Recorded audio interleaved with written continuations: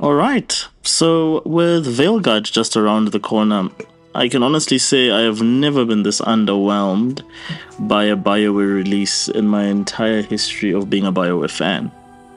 And there's a couple of reasons for that, and it's not just, the talk of the usual, Twitter culture war things.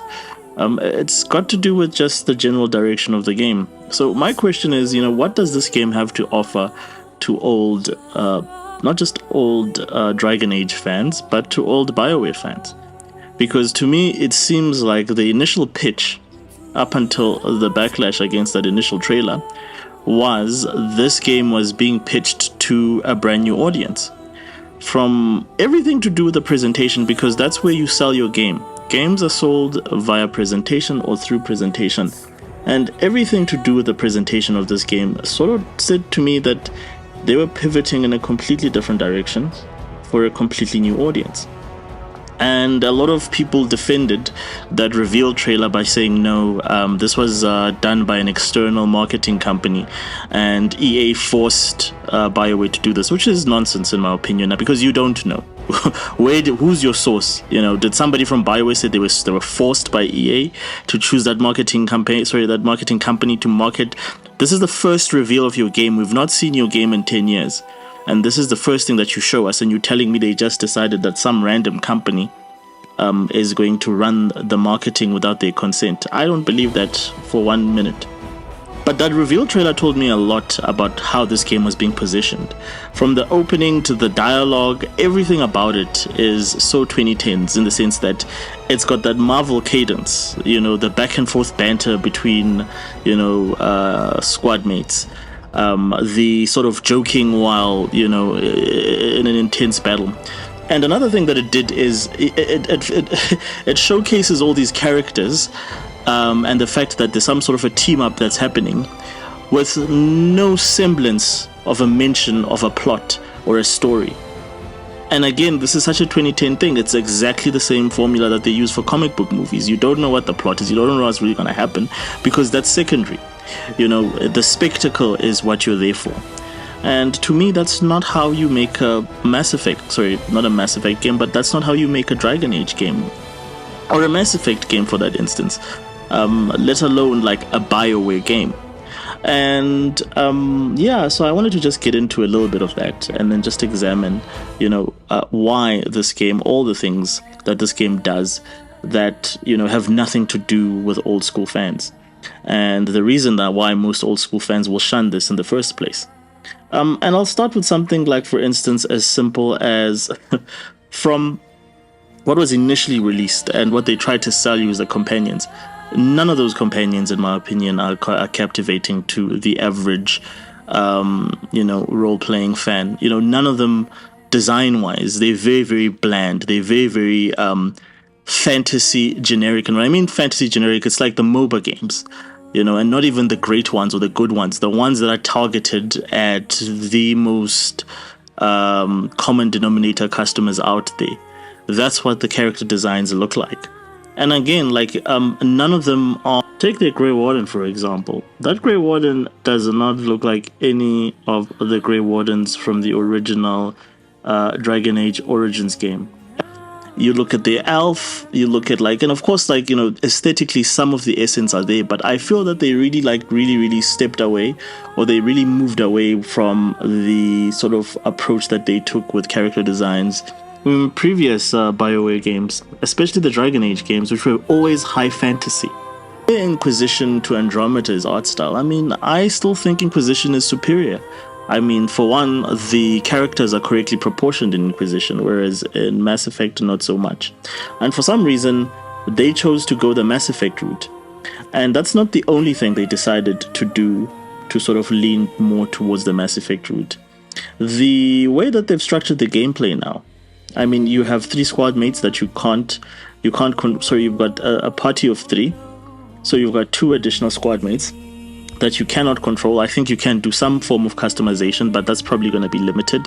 And basically what you're doing is you're firing or you're using them like the power-ups in Mass Effect.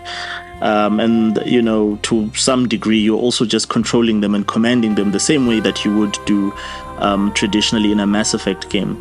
And that's not what Dragon Age is. That's not why you play Dragon Age. And I think they've completely done away, of course, with the pause menu or the pause and, strategic option. Now the game is full on action. This game is now closer to Immortals, Phoenix. I think, Ubisoft's Immortal Phoenix than it is to, I would say, a Bioware role-playing game. I mean, people forget that Bioware's role-playing pedigree goes back as far as Baldur's Gate and Neverwinter Nights, games that were very much, in essence, CRPGs. We've strayed away so far from that this is barely recognizable. If you brought someone from 2009 or 2008 and asked them if this was a Bio game, they would never believe you. The fact that companies like CD Projekt Red and Larian, and these are understudies, or these are companies or people that grew up playing BioWare role-playing games, now make way better, 10 times way better role-playing games than BioWare is kind of sad. And again, going back to another thing that I think for us old school fans is going to be sorely missed in these games is the dark and gritty nature of the Dragon Age games. For some reason, they decided to go for this bluish purple hue all over the game, and I don't understand why they went that direction.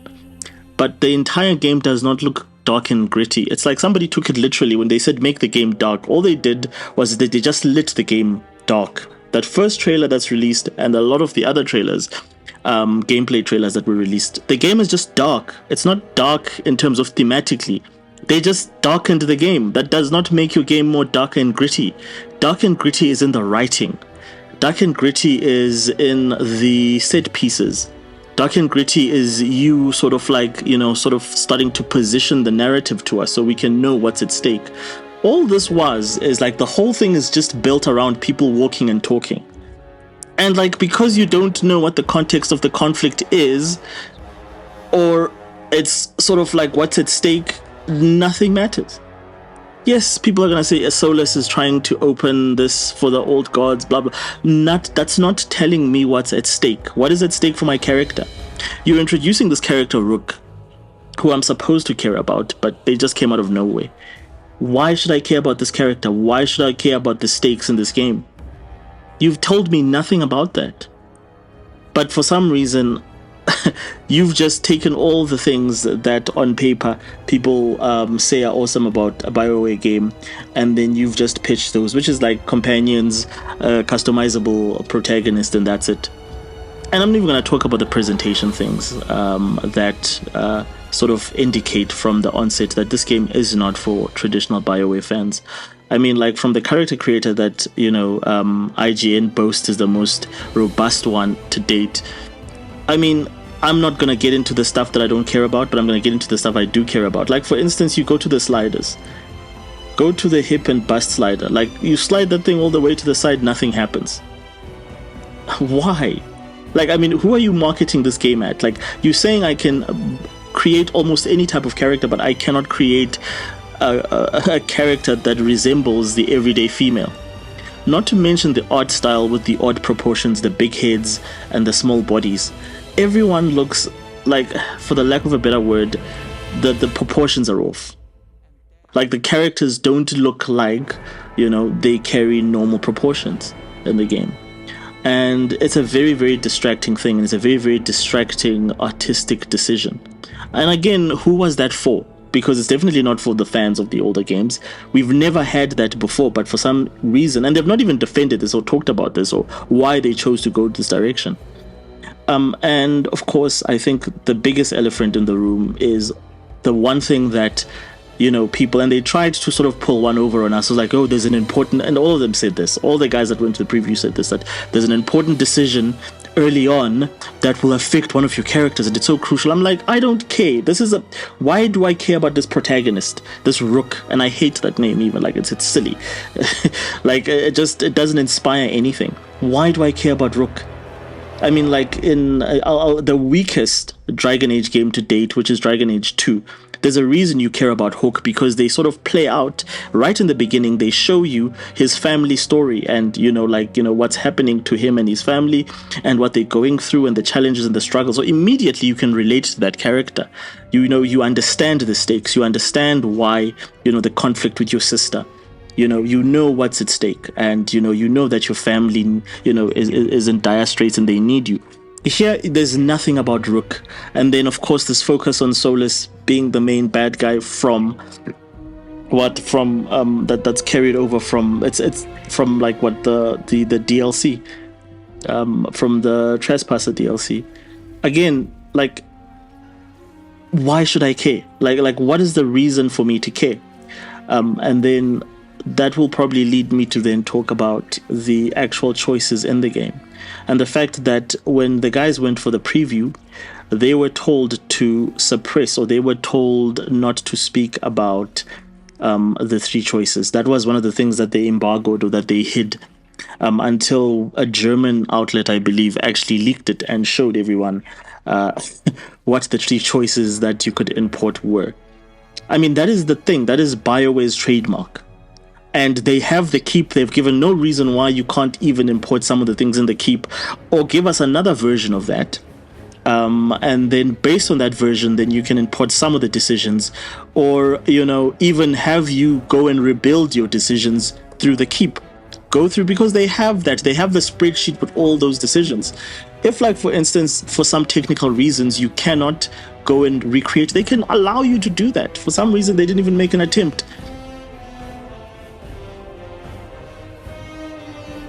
Personally, I would love someone from BioWare to sort of come and tell me what is the value proposition for us returning players who played Dragon Age 1 up until now, to jump onto this game.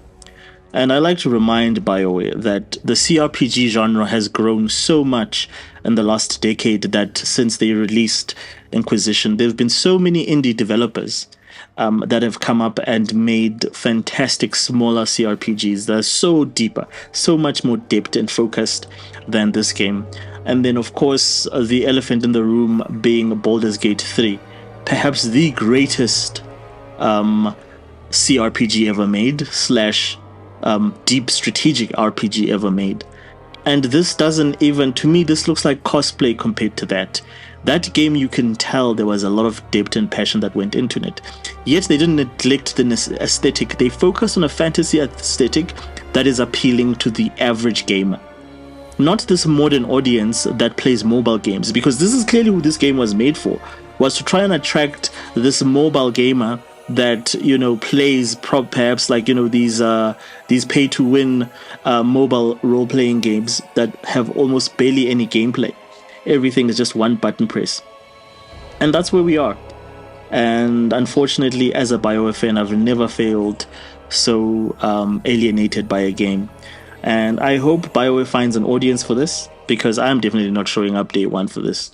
Again, they haven't even tried to make a trailer to sort of say, for all returning players, this is what we have for you. All I've heard is, how inclusive this game is in terms of who it's trying to court.